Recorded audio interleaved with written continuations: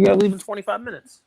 I do. So, Luca Nation, we're gonna have a Short fantastic episode. and succinct show for you guys. We always There you say go. that they always go a little longer.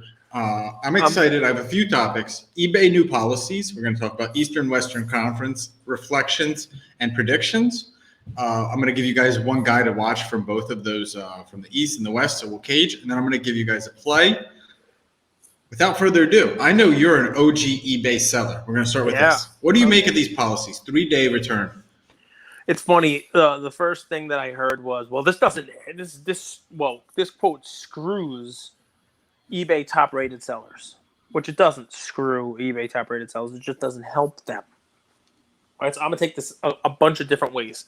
Number one, it helps me. All right? You guys all know about my July of last year, almost 12 months ago. eBay has gotten like $4 directly from me in sales fees because I sold Darius Slayton, Silver PSA 10, week 1. He had a huge game.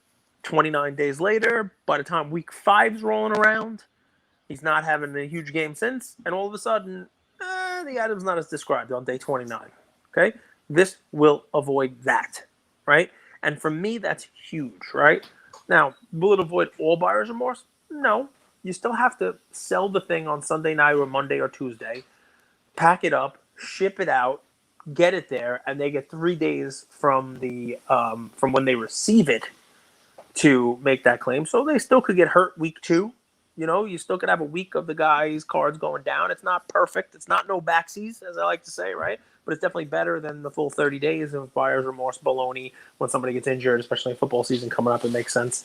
It's good because I've emailed eBay probably a dozen or more times myself in response to, these buyer's remorse baloney saying how they're basically enabling buyers and that they're going to lose business because of it. And I think they are probably realize how much business they are losing by not having this. Now, take it the other way. If I'm a top-rated consigner, I'm probably not happy because they have to maintain top-rated seller status. They have to offer 30-day returns. So this does not impact them at all. Okay, they still have to offer a 30-day return, so they get a 30-day return. They're not screwed, but consigners might be because somebody like me who now would much rather sell something like a Trae Young right now and take advantage of the fact that probably if it gets sold tonight, the person's not going to return it. You're not going to have a chance to have them eliminated from, playoff contention just yet. But if I send it to a consigner, the consigner is going to wind up, having to give a 30-day. And by the time that 30 days up, maybe Trae's out of the playoffs. But it might push more buyers, more demand to the consigners. Maybe. I mean, the flip side, is if but that's unscrupulous buyers who are going to be doing that anyway. The people who want the extra return time, those are not the buyers I want on my cards anyway. I mean, I've heard some commentary like, "Hey, I buy raw. I need more time than that to review my raw cards." I don't know why. Not sure. 3 days after getting it, that's plenty of time to review it. I mean, look, I get it. I can understand if somebody says, "Look, I buy stuff all the time. I'm not home. I work. 3 days not okay. Fine. I'm sure there's probably people out there that applies to, and that's not cool. But for me, this was one of the, if not the biggest deterrent to me selling on eBay directly myself, and it will bring me back. People have asked me that. Will I come back to it now? And the answer is an unequivocal yes. It will bring me back to selling myself on eBay. So look, Luca Nation, when I first started, I told you guys this. I started buying cards on Mercari. And this is a Mercari policy. Mercari had 3 days to review your purchase and confirm it. If you don't confirm it in 3 days, it automatically confirms. If you don't confirm it in 3 days and you ask for a return, eBay or Mercari would step in and play as like the kind of intermediary. It's clear that eBay spent the last 12 months reviewing the best policies, and they just poached the Mercari policy, which is the best one out there. I couldn't be more excited. I've used it on Mercari. It works. 3 days is plenty of time.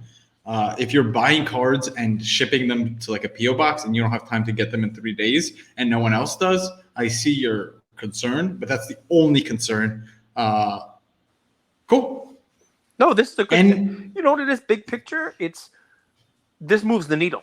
There are millions of dollars worth of cards being sold on eBay, and I'm sure this would not be a move they'd be making if they didn't see that business going somewhere else. They weren't losing a percentage of that business to a Macari or somebody like you're talking about, or to major auction houses or whatever it may be. Um, I do feel for the top sellers, right? I mean, they should probably get something. But remember, those guys are getting lower seller fees, though. So, they do get that. Let's explore a theory. This is going to be fun. Nice. So nice. I have a theory. Okay, so where do I start with? You mentioned a few times that when people were looking to buy your Top Shots on Golden Auctions, most of those were crypto guys, right? Yep. Crypto guys. Yep. I have a theory when people have been asking me, what's going to drive the sports card market into a reversal? What's going to drive it back up? I think the closest parallel is the crypto market. And here's why. When I see where, for example, when crypto was 60K, and guys, remember, it's not just the price of crypto. And I'm not going to get into the details of this, but you guys can go check out a guy named Pop. He has a great podcast on Bitcoin. They talk about how they could track realized gains from Bitcoin. So they can kind of see using when people have bought in and the price of Bitcoin, if people have profited or they're holding and they're in the negative. Okay? Okay. You with me so far? Yep, 100%. Cool. So when Bitcoin was at 60K, but more than importantly than where it was at the price point, it was a bull market and just about everyone was profitable in Bitcoin.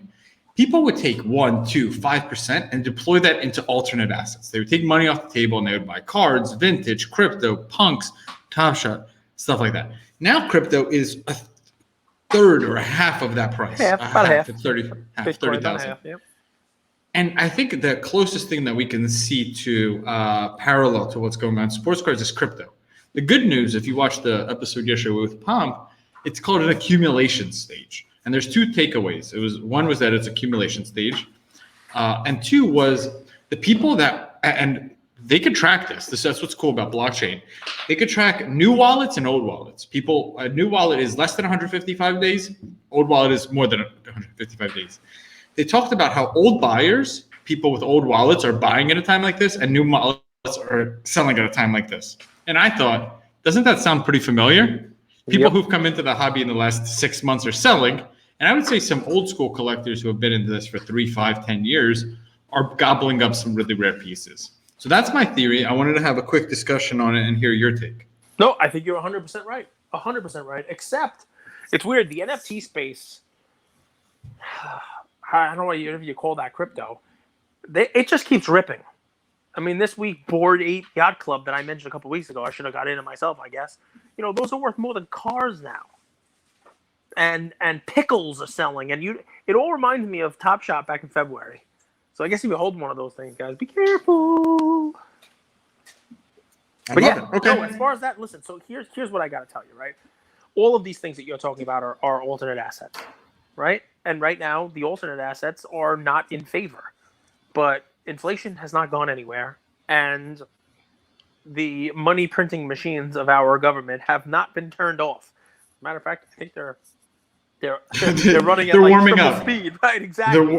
Yeah, and I think that it's only a matter of time before that alternate asset swings back. The pendulum swings back when people realize that it is a hedge against the dollar. You know what I mean? Mm-hmm. So that's, it makes sense to me, the consolidation phase. And by the way, what you're talking about, that quote, that's exactly what we're talking about. Like, be greedy when others are fearful, be fearful when others are greedy. It's the same Warren Buffett quote that existed before there was even anyone buying crypto, right? And if you're telling me the older people, the people who have seen these cycles before, they're the ones buying now. They're buying on fear. The fear of the people who just got into it and said, wow, I thought this was going to the moon. And I got to get out now before I lose my shirt, Paper hands versus diamond hands, right? I'll give you guys the play here. The edge is I would check out Pomp's podcast. I think you're going to be able to be half a step ahead if you're at least tracking the crypto market in relation to sports cards. And they have a Conrad-looking kid that comes on the show pretty frequently that really knows his stuff. And he was just on the other day. He's wearing like an East Carolina hat, something I would really take into consideration just as a piece of data. Now, Cage, let's talk a little bit of NBA.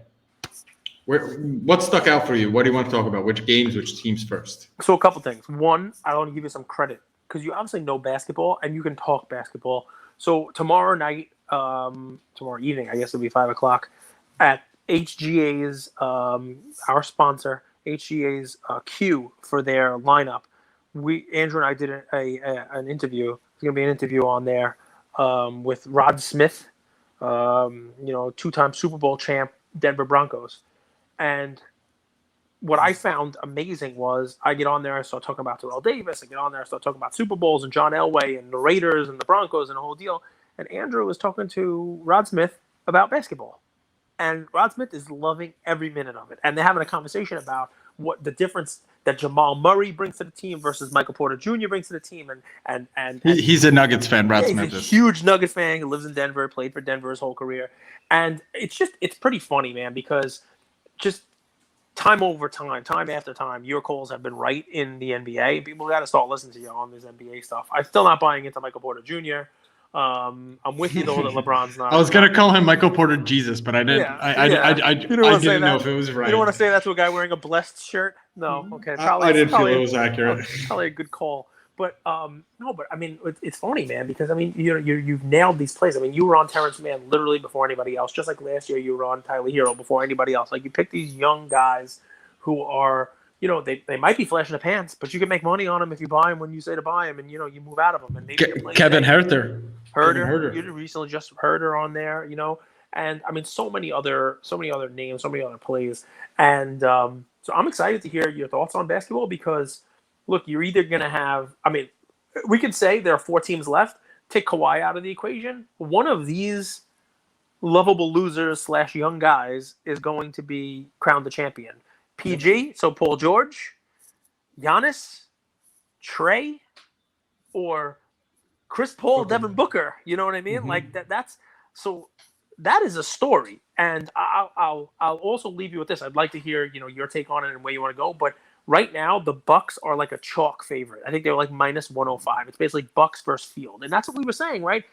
Giannis was one game away from being favored to win the whole thing. Yep. And the Brooklyn series was the biggest series for them. And the reason why that is, just so people know, is NBA is matchups. It's who you basically guard 1 or 2 guys the entire game. So right, you're always matched up against the same guy. So the matchups in the Hawks versus Bucks, I mean, it just favors the Bucks. They're athletic, they're longer, they're more experienced. I will say I do think it's going to be a better series than if Philly played the Bucks. If Philly somehow made it through, I think the Bucks would have swept them. This Philly team has no culture, no leadership. We're not going to bash on Ben Simmons. I'm just going to say what I said before about him. I think he just needs a change of scenery, And Embiid, even Shaq, the most dominant player of all time, more than likely, dominant. Needed a Dwayne Wade and a Kobe to win a championship. You just need a scoring guard. Because at the end of the day, when there's 2 minutes, 3 minutes in the game, your center can't really be the one that you're relying on to get buckets. The defense closes in, the lane gets really tight, and you need someone who shoots from the perimeter. And I know that Embiid does shoot from the perimeter, but he's not the greatest shooter. I'm really excited about this one guy. I'll tell you who it is, Devin Booker. So in a game where Chris Paul didn't play, and Devin Booker, who's a primary scorer, got a triple-double. A 40-point, 13, I think, rebound, 10 assists, something like that, triple-double. And more impressive was his ball handling skills. So what's cool about Devin Booker is he's kind of been in the shadows for a few years because he's a little bit more of a quiet guy. But he's improved year over year over year. And I think we could have someone that's like a future point guard, future point shooting guard, kind of the next Luka or the next Trey or the next Curry, because that's where the league is heading. Booker was traditionally like a number 2, a shooting guard. Kind of reminded me of Gilbert Arenas a little bit. I was really impressed by him. And you got to remember, the Clippers have no big men. They're just playing guards. So he had some tough matchups, and he played really, really well that game. So he was impressive. Well, you would think somebody like Ayton would dominate that series then, though, right? With the Clippers don't really have a big man, inside. Ayton would be somebody. He put up 20. So Ayton would be somebody I look at. If we're looking at that, I'd be looking at Ayton cards right now. Who knows what's going to wind up happening, but that would be a guy I think, given the matchup, as you like to talk about the matchup, given the matchup, I think Ayton is one I'd be looking at. Go ahead. That's and in the East, I have the Bucks coming through. Actually, if the Bucks would have played the Sixers, I was gonna put a series bet. I haven't done a bet in a long time, but I wanted to put a big series bet on the Bucks. That didn't happen. I have the Bucks coming out of the East, and I would still look out for Herter. I think he's going to be an X factor. The reason is he's a tough matchup. He's too big for a 1 or 2 guard. Typically, he's 6'6", 6'7", and he's too quick for a big man. And that's important. Like that's really, really important when you have mismatches across the board. I don't know who they're going to play. They're probably going to play Drew Holiday on Trae Young and PJ Tucker against Herter. But that's a good matchup for Herter. Herter's quicker than him. Can I give a play really quick? Sure. So really quick, because it's right on Herter. I forgot what story it was on today, but I saw it on multiple stories. It might have been Shea Way Vlogs.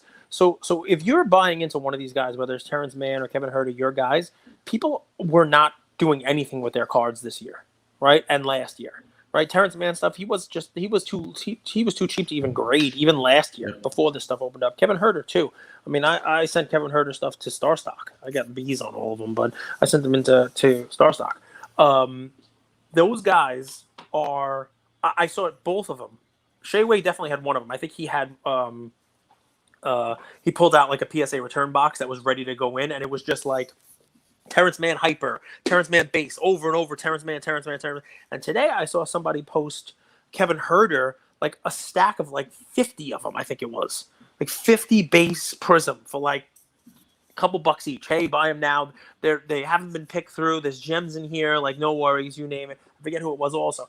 That's my play. If those are your guys, if that's somebody, like, now is a perfect time to jump on, go on Instagram, Facebook, you name it. You're going to see people who have these in their basement like I do, and they just didn't do anything with them, right? And they can't do anything with them now.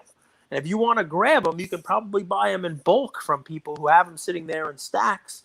And that there's my little fun. Like if it's Herter, go right ahead. A couple bucks. It's going to be for each one of his cards. You know, you'll be able to grab them, no problem. I love it. Do you have a play, or is that your play? What's up, buddy? What do you want to say? Okay, now Big- we're looking through all the card boxes in the basement. Yeah, we're looking through all the card boxes in the basement. That's it. Hi, Ian. While we were talking, he brought me this. A little Terrence Mann autograph that we got.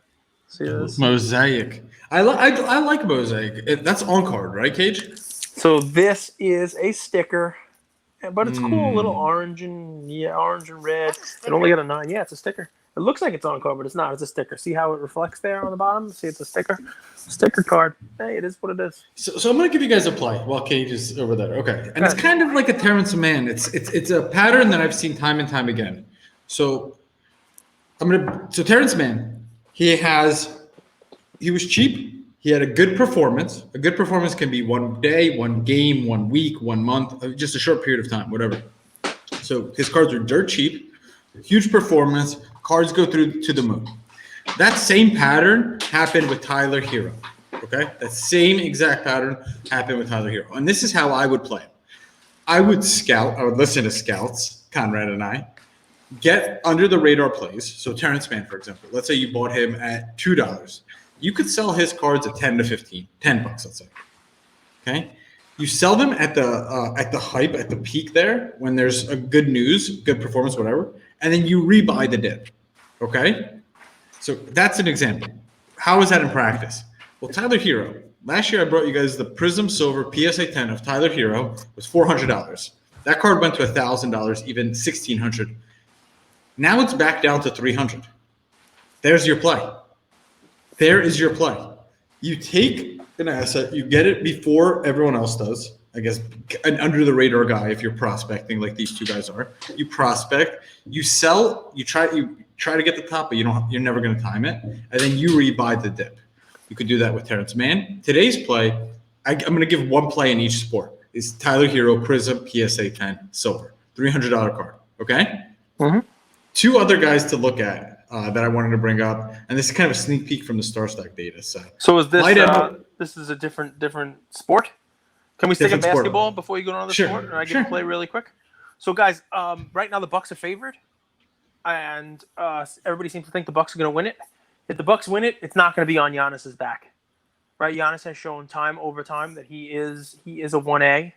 He is not a number one. He is not a Kobe. He is not a Jordan. He is not even a LeBron. He is somebody who can't shoot from the outside, and That's somebody harsh. who cannot hit free throws. Listen, man, I go That's after LeBron. harsh. I'm an equal opportunity hater. He has looked pitiful. This is an NBA, MVP, Defensive Player of the Year, who's shooting air balls multiple times in the game from free throw line. Is it in his brain? Sure. You know what? Giannis could be great, but here's what's fun.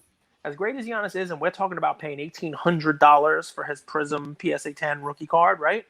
You know who's going to show up? Don't give me Brook Lopez, who basically pulled the what's his name? What's LeBron's teammate who didn't know what was going on in the clock? That it was J.R. a tie game. Smith. J.R. Smith. Brook Lopez pulled the J.R. Smith, not knowing there was 2 seconds left on the clock. Not him. Don't give me Drew. Drew's terrible. Chris Middleton. Right? Chris Middleton. Boring Chris Middleton. But you know what? People are willing to overlook a little bit of boringness when you're the guy hitting the game-winning shot over and over again, and when you're the guy who's got the ball in your hands every single time when they need a basket, when it's crunch time. You know how much his PSA 9 2012 Prism goes for? His Prism rookie? Less than 100? One sold today for $49.99. $50, graded PSA 9, and one a PSA 10, and this is after they've now become favorites. I'm not giving you baloney prices from last week where they were cheap. Even with the uptick, right? $150, $160 for a PSA 10. That is a card that will easily, if they win, and right now they're favored to win, he is going to put up numbers. He is going to have last-minute heroics, last-minute shots. He's going to have nationally televised games. It's a guy who is underappreciated. We've seen what these 2012 Prisms can do when somebody is doing well. We saw what happened with Jimmy Butler's card last year. Same set, same card. The thing flew. Same set, same card with Kyrie. Flew. It's the same set, same card with Clay. Obviously a different player. But Middleton, he shows up, wins a championship, and actually does something. $49 for a PSA 9 mint card. You can't even grade a card. Even when PSA finally opens back up, when Nat gets the Oompa Loompas going, and they're making everlasting gobstoppers and whatnot. When they get the factory back open, they're probably going to charge you $50 just to grade a card. So $50, you get a PSA 9 already graded. No brainer, I think. All right, Chris Clyde Middleton Edwards-Helaire. action. Go for it, Clyde Edwards-Helaire. Let's hear him. Did I already tell them? No. That's where we're going to end today's episode. You're going to have to tune in tomorrow. Bye, Luca Nation. Ooh, I like it. A little teaser, a little cliffhanger. Love you guys. We appreciate you. Thank you for subscribing to our channel. Check out all of our new content. Conrad Uncaged. Come Up with Cage. Uploading that now. That's going to be released today. And Scouts. Love you Sweet, guys. man. Bye, Luca Nation. Take care, everybody.